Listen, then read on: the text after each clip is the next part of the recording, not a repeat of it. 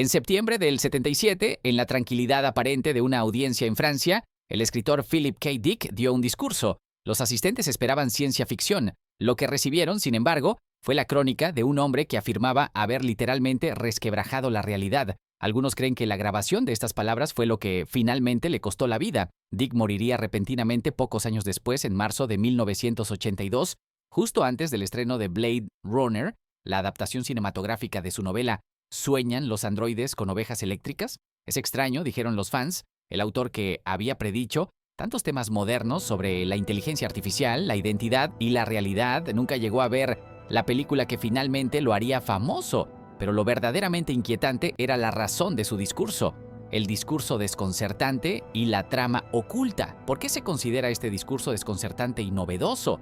Porque Dick no hablaba de futuros distantes, sino de una conspiración en nuestro propio pasado. Dick planteó la noción de un eje de tiempo ortogonal o de ángulo recto, un dominio lateral donde el cambio ocurre de lado en la realidad, fuera del flujo lineal de pasado, presente y futuro. Esta idea era tan extraña en 1977 que a la mayoría de la gente le habría sonado completamente demencial. Afirmó que se había hecho una alteración, una manipulación o un incumplimiento, no en nuestro presente, sino en nuestro pasado. Una variable fue reprogramada, provocando que un mundo alternativo se separara y se hiciera realidad en lugar del anterior. Su concepto era el de una pluralidad de tierras superpuestas, como si fueran transparencias de una película. Esta realidad es una realidad programada por ordenador. Existe un programador al que llama Dios, que está constantemente refinando el universo. Pero frente a este programador se siente una entidad contraria, un jugador oscuro, una fuerza destructiva. La realidad que experimentamos es solo una fase en esta partida de ajedrez cósmica. Cada nueva versión de la realidad es una victoria para el programador que la hace un poco mejor que la anterior.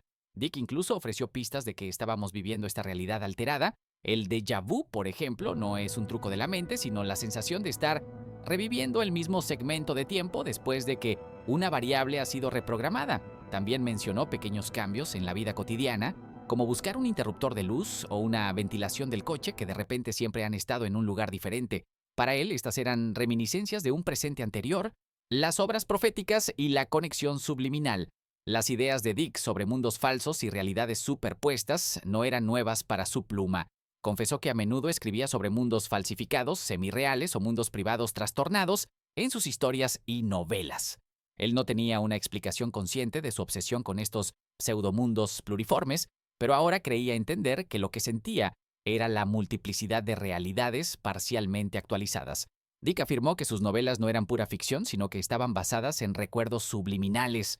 Entre sus obras más célebres que exploran estos temas de realidad, identidad y estados policiales se encuentran El hombre en el castillo, ganadora del premio Hugo, se hizo serie de televisión. Los tres estigmas de Palmer Eldritch, que desarrolla múltiples capas de realidad e irrealidad.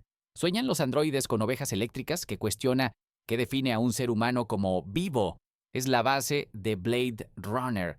Ubik, que narra una historia de realidad erosionada.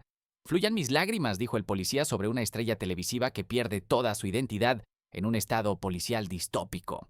Una mirada a la oscuridad, una novela desoladora sobre un agente secreto que pierde contacto con la realidad debido a una droga. Esta también se hizo película. Sibine B. Valise, su obra más autobiográfica y posmoderna, que examina sus propias experiencias inexplicadas. Otras de sus historias dieron origen a películas como Total Recall y Minority Report, El cerco del FBI y la CIA. Lo que hace que el discurso de Dick sea aún más misterioso es el hecho innegable de que la CIA y el FBI realmente lo tenían bajo vigilancia.